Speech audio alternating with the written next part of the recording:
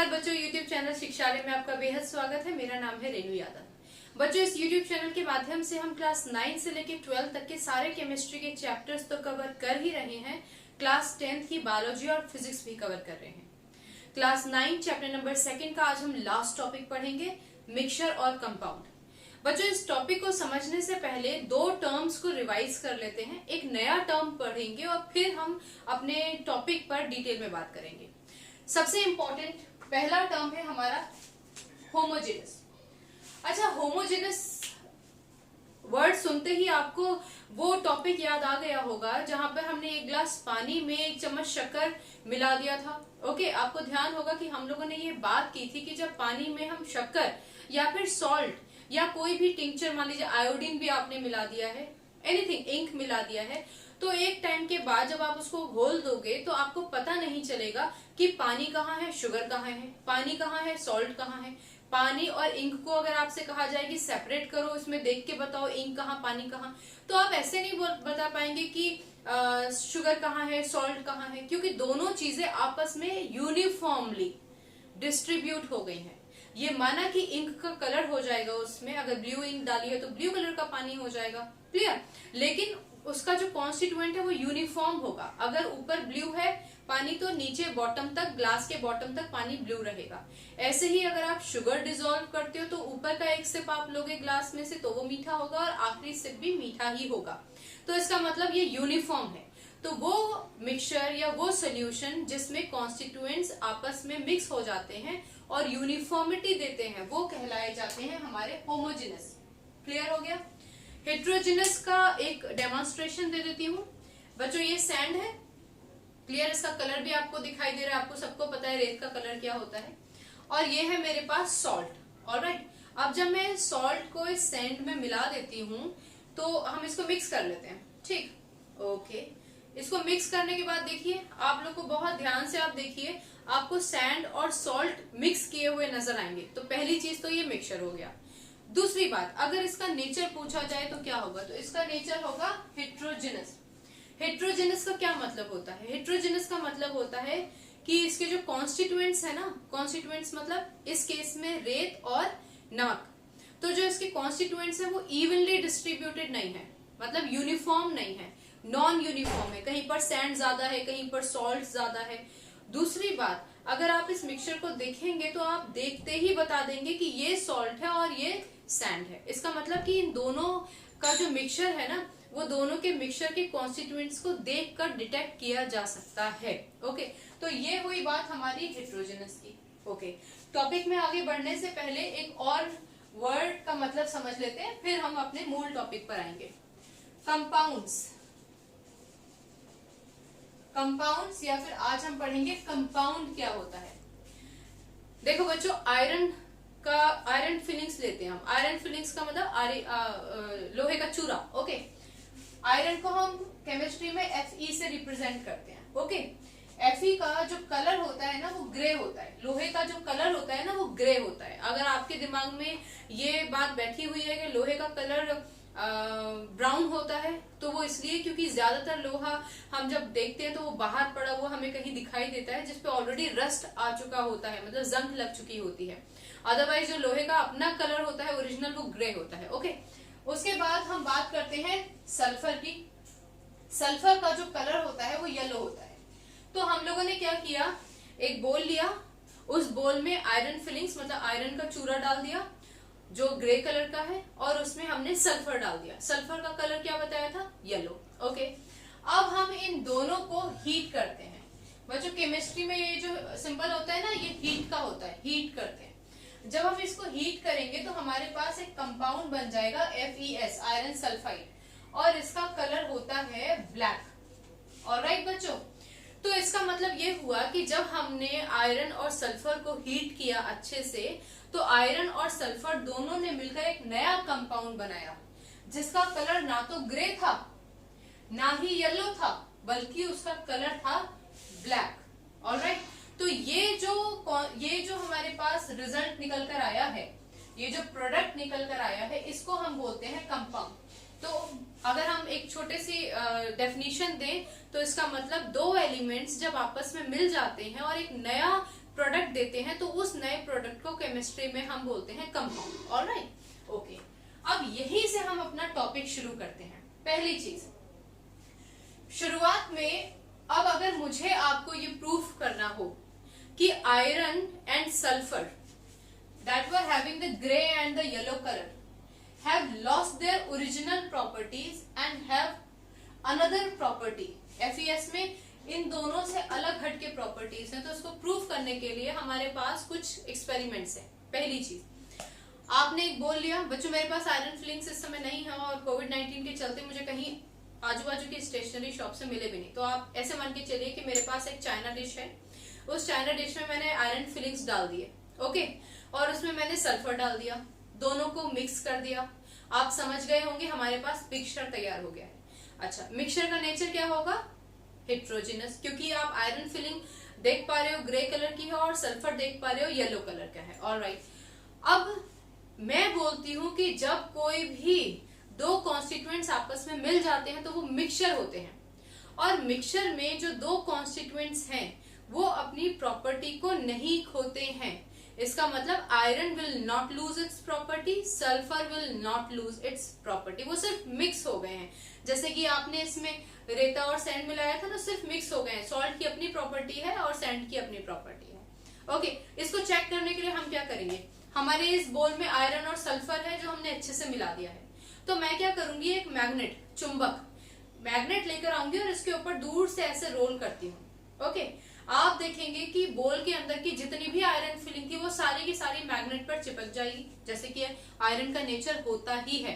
तो इसका मतलब अगर आपसे कहा जाए कि क्या हम मिक्सचर के कॉन्स्टिट्यूएंट्स को सेपरेट कर सकते हैं, तो आप कहेंगे बिल्कुल कर सकते हैं। आयरन और सल्फर के केस में आपको उस मिक्सचर पर सिर्फ एक मैग्नेट को रोल करना है और मिक्सचर के कॉन्स्टिट्यूएंट सेपरेट हो जाएंगे, पहली बात। दूसरी बात, अगर उसी आयरन और सल्फर को हम हीट कर देते हैं और FeS बना देते हैं, मतलब एक नया कंपाउंड बना लेते हैं, इस नए कंपाउंड के ऊपर जब आप मैग्नेट को रोल करोगे ना बच्चों, तो कोई भी आयरन मैग्नेट से नहीं चिपकेगा, क्योंकि iron has lost its own property और वो सल्फर के साथ मिलकर एक नया कंपाउंड बना चुका है, आयरन सल्फाइड, जिसकी प्रॉपर्टी आयरन या सल्फर से बिल्कुल अलग है। क्लियर हो गई बात?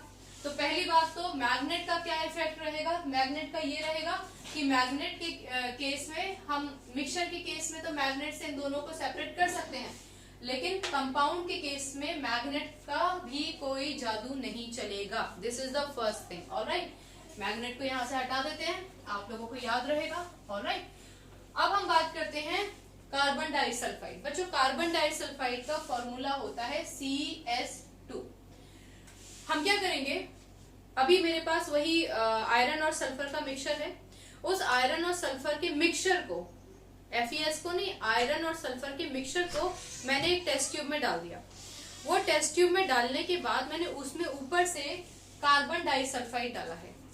कार्बन डाइसल्फाइड क्या करेगा कि जैसे ही आप उसमें सल्फर और आयरन डालोगे तो सल्फर तो उसमें डिसॉल्व हो जाएगा, ऑलराइट, और आयरन नीचे की तरफ सेटल हो जाएगा। इसका मतलब अगर ये आपके पास टेस्ट ट्यूब है, इसमें आपने CS2 डाला, इसमें आयरन और सल्फर पहले से पड़ा हुआ था, तो आयरन तो नीचे सेटल हो जाएगा और सल्फर क्या होगा, डिसॉल्व हो जाएगा मिक्सचर के केस में। लेकिन अगर आप कंपाउंड की बात करते हैं, FeS की बात करते हैं, वही कार्बन डाइसल्फाइड में अगर आप इस कंपाउंड को डालते हैं तो पूरा का पूरा कंपाउंड, यानी कि पूरा का पूरा FeS नीचे बैठ जाएगा। क्लियर? इसका मतलब आयरन और सल्फर जब मिक्सचर के फॉर्म में थे तब तो सल्फर डिसॉल्व हो गया, आयरन नीचे बैठ गया, ठीक है, बॉटम पे सेटल हो गया टेस्ट ट्यूब के। लेकिन अगर आपने कंपाउंड FeS को कार्बन डाइसल्फाइड में डाला तो पूरा का पूरा कंपाउंड ही नीचे सेटल हो गया। ऐसा नहीं हुआ कि उसका सल्फर अलग हो गया, आयरन अलग हो गया। ओके, तो हम इस कार्बन डाइसल्फाइड को भी यहाँ से हटा देते हैं। दो चीजें तो हमारी यहाँ से क्लियर होगी कि हम कंपाउंड और सल्फर में कैसे डिस्टिंग्विश करते हैं। तीसरी बात आ जाती है डाइल्यूट सल्फ्यूरिक एसिड, यानी कि डाइल्यूट HCl या फिर डाइल्यूट H2SO4।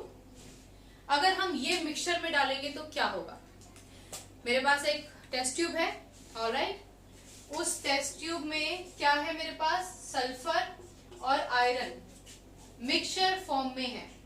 जब मैंने इसमें HCl डाला, ओके, तो आयरन HCl से रिएक्ट करेगा, Fe will react with HCl। जब ये दोनों के दोनों रिएक्ट करेंगे तो FeCl2 बनाएंगे, आयरन क्लोराइड। और हमारे पास FeCl2 बनाने के बाद Fe और Cl तो चला गया, फिर बचा क्या हमारे पास H2। ऑलराइट, इसको हम बैलेंस कर लेंगे। अच्छा बच्चों, बैलेंसिंग द इक्वेशन और ये जो प्रोडक्ट कंपाउंड फॉर्मेशन है ना, ये आपके नेक्स्ट चैप्टर में है, तो आपको वहां ज्यादा क्लियर होगा कि यहाँ पर H था तो वहां H2 क्यों हो गया, यहाँ Cl था तो वहां Cl2 क्यों हो गया। ओके, ये थर्ड चैप्टर में आप पढ़ोगे। फिलहाल के लिए ये समझिए कि आयरन तो HCl से रिएक्ट कर लेगा, FeCl2 बना लेगा और हाइड्रोजन गैस रिलीज होगी, सल्फर रिएक्शन नहीं करेगा। अभी आप यहां तक इस बात को याद रखिए। दूसरी बात, अगर मैं HCl की जगह H2SO4 ले लेती हूं तो आयरन H2SO4 से रिएक्ट करेगा, FeSO4 बनाएगा आयरन सल्फाइड और हाइड्रोजन गैस रिलीज कर देगा। ओके, दोनों ही केसेस में हाइड्रोजन गैस रिलीज हो रही है। आपके टीचर आपको ये एक्सपेरिमेंट केमिस्ट्री लैब में करवाएंगे तो क्या होगा, आप एक टेस्ट ट्यूब लोगे, उसमें आयरन और सल्फर मिला हुआ है, क्लियर। यूजली हम जो मिक्सचर लेते हैं ना, तो ऐसे करते हैं कि 14 ग्राम हमने आयरन ले लिया तो 8 ग्राम हमने सल्फर ले लिया, इस तरीके का रेशियो लेते हैं। ओके, तो आपने ये मिक्सचर टेस्ट ट्यूब में ले लिया, उसमें HCl डाला। जैसे ही आप HCl डालोगे ना, आपकी टीचर बोलेगी कि टेस्ट ट्यूब का जो ओपनिंग है, जो माउथ है, उसको अंगूठे से बंद कर लो।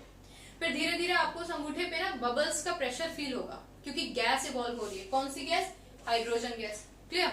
आप क्या करोगे, आप एक बर्निंग मैच स्टिक लेकर आओगे और अपना अंगूठा उस टेस्ट ट्यूब से हटाएंगे ना, तो उसमें से गैस रिलीज होगी। इस गैस के जैसे ही कांटेक्ट में बर्निंग मैच स्टिक आती है तो एक पॉप साउंड होता है, तो वो जो पॉप साउंड होता है वो ये इंडिकेट करता है कि हाइड्रोजन गैस रिलीज हो रही है। ओके बच्चों, तो ये पहला इंडिकेशन है कि अगर आप डाइल्यूट सल्फ्यूरिक एसिड या हाइड्रोक्लोरिक एसिड किसी भी मिक्सचर में डालते हैं, वो मिक्सचर जिसमें आयरन और सल्फर है, तो हाइड्रोजन गैस रिलीज होगी और hydrogen gas always produces a pop sound. Okay बच्चों, ये एक्सपेरिमेंट क्लासरूम में नहीं किया जाता है क्योंकि हाइड्रोजन एक्सप्लोसिव गैस होती है, इसलिए। तो बहुत केमिस्ट्री लैबोरेटरी में मैडम आपको या सर आपको डेमोन्स्ट्रेट कर देंगे। ये तो रही बात हमारी मिक्सचर की। पर कंपाउंड में क्या होगा, कंपाउंड में ये रिएक्शन क्या होगा, क्योंकि कंपाउंड में आयरन या सल्फर अलग अलग रिएक्शंस तो दे नहीं सकते। ओके बच्चों, तो कंपाउंड में क्या होता है, यहाँ हमने लिख रखा था पर यह शायद आपको पूरा दिखाई नहीं दे रहा होगा। कंपाउंड मतलब FeS, ऑलराइट। तो FeS जब HCl से रिएक्ट करता है तो प्रोडक्ट बना लेता है FeCl2, बाकी बचता है हाइड्रोजन और S, ये मिलकर बना लेते हैं H2S। जब मैं इसको बैलेंस कर दूंगी तो यहाँ 2 लगाना पड़ेगा। अगर आपको अभी बैलेंसिंग समझ नहीं आ रही तो उसमें फिक्र की जरूरत नहीं है, ये आपको समझाई जाएगी नेक्स्ट चैप्टर में, वही दे रखी है। बच्चों यहाँ पर H2S गैस रिलीज हो रही है, इस पे ध्यान दीजिए। यहाँ HCl लिया था हमने, अब हम H2SO4 भी लेके देखते हैं। FeS कंपाउंड का रिएक्शन करा रहे हैं H2SO4 से, ऑलराइट। जब इन दोनों को रिएक्ट कराएंगे तो हमारे पास FeSO4 बन जाएगा, ठीक, और H2 और S बचा है तो हमारे पास प्रोडक्ट हो जाएगा H2S। अच्छा, ये जो H2S है ना, हाइड्रोजन सल्फाइड, इस H2S की स्मेल रॉटन एग जैसी होती है, सड़ा हुआ अंडा जैसा होता है ना, उसके जैसी इसकी स्मेल होती है। ओके बच्चों, तो इसका मतलब कि जो मिक्सचर था वो तो सेम सॉल्यूशंस में हाइड्रोजन गैस दे रहा है, लेकिन जो कंपाउंड है वो H2S गैस दे रहा है, यानी कि हाइड्रोजन सल्फाइड दे रहा है। ओके बच्चों, इस पूरे एक्सप्लेनेशन से जो बातें क्लियर होती हैं वो ये है कि मिक्सचर के जो कॉन्स्टिट्यूएंट्स होते हैं उनकी अपनी प्रॉपर्टीज होती है, उनको आप सेपरेट भी कर सकते हो। कंपाउंड की यूनिफॉर्मिटी होती है, वो होमोजेनस होता है, उसके कॉन्स्टिट्यूएंट्स को आप सेपरेट नहीं कर सकते हो। ओके, वही कंपाउंड जो कभी किसी कॉन्स्टिट्यूएंट से मिलकर बना था, उसकी जो नेचर है वो हाइड्रोक्लोरिक एसिड हो, कार्बन डाइसल्फाइड हो, उसमें अलग होगा, लेकिन जब वो कंपाउंड होगा तो कंपाउंड के फॉर्म में उसका जो नेचर होगा वो अलग होगा। Okay, so that is the basic difference between a mixture and a compound. यहाँ आपका चैप्टर पूरा हो गया। पिछले एक लेक्चर में बच्चों मैंने आपको बताया था कि मर्करी को हम क्विक सिल्वर के नाम से जानते हैं, तो वो बोर्ड पे शायद कोई स्पेलिंग मिस्टेक हो गया था, तो आप याद रखिएगा क्विक सिल्वर, जो कहीं कहीं पढ़ने में मिलता है, किताबों में ज्यादातर हम क्विक सिल्वर नहीं जानते, मर्करी को मर्करी HG सिंबल से ही जानते हैं। ऑलराइट, एनीवेज यहाँ तक के चैप्टर में यदि आपको कोई डाउट है at any point of time, do ask me in the comment box. If you have any problem do feel free to ask me. Alright, कल से हम एक नया चैप्टर नंबर 3 स्टार्ट करेंगे। इस चैप्टर के जितने भी एनसीईआरटी क्वेश्चंस हैं वो सारे आप अच्छे से सॉल्व कर पाएंगे अगर आपने एक एक वीडियो को बहुत ध्यान से सुना। डाउट आप कभी भी पूछ सकते हैं। कल मिलेंगे, तब तक रखिए अपना ख्याल, खुश रहिए और केमिस्ट्री को अच्छे से पढ़ते रहिए। Take a good care of yours, God bless you, bye bye.